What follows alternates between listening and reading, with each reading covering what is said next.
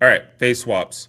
So how we do this is you're going to pick two pictures. You're going to pick one picture as your source image and then one that is going to be your background where you're going to pull that new face into. Tips for when you're choosing photos and choosing people to swap. Skin tones don't need to be the exact same, but the closer they are, the easier this is.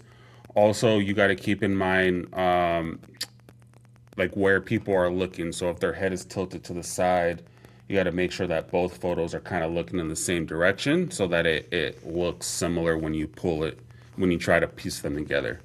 So I have two photos here. I have Kobe and Gilbert. So what I'm going to do is I'm going to put Kobe's face onto Gilbert's body. So on Kobe's photo, zoom in, and you're going to grab your lasso tool. So the third tool down looks like a rope. And I'm going to carefully circle Kobe's face. You want to make sure that you grab parts of the jaw, parts of the forehead, and then around the eyebrows a little bit. You want some of the cheek. You want to be able to give yourself some space around the edges so that when you go and you move him onto the other person's body, you have some room to work with, and you'll see why in a second. So this is pretty good.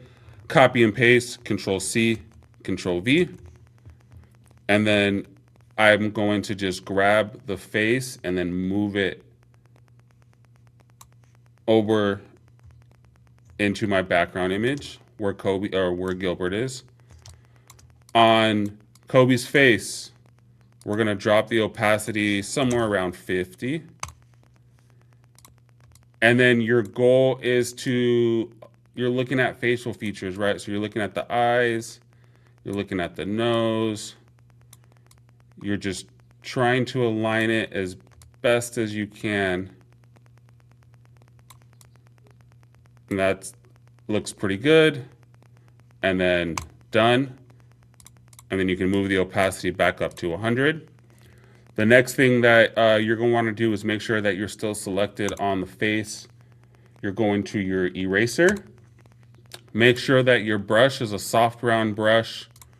And then you're going to zoom in and you're going to carefully erase those harsh edges off of the copy that you made so that it blends in with the skin.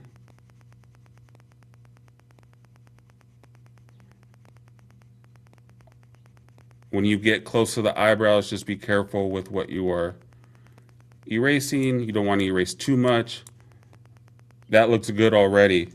Last step is skin tones, right? So make sure that I'm still selected on Kobe's face. We'll go down here to the bottom to our adjustments layers. We'll choose hue and saturation. And then make sure that you click this button. This is important, okay? This little square that has like an arrow pointing down. You need to make sure that you click that so that the adjustments you make only go onto the face. If I don't have it clicked and you see me start to move, his whole body, the entire image is adjusted. If I click this button, only the face is, right? So then it's just slight adjustments right or left. And you're kind of looking at both. You're looking at both skin tones and just kind of making sure that they're aligned. And their skin tones were pretty similar to begin with, so there's not really much, but there's a little bit of an adjustment there. So you can see the before and the after. Okay, and that's it. There's your face swap.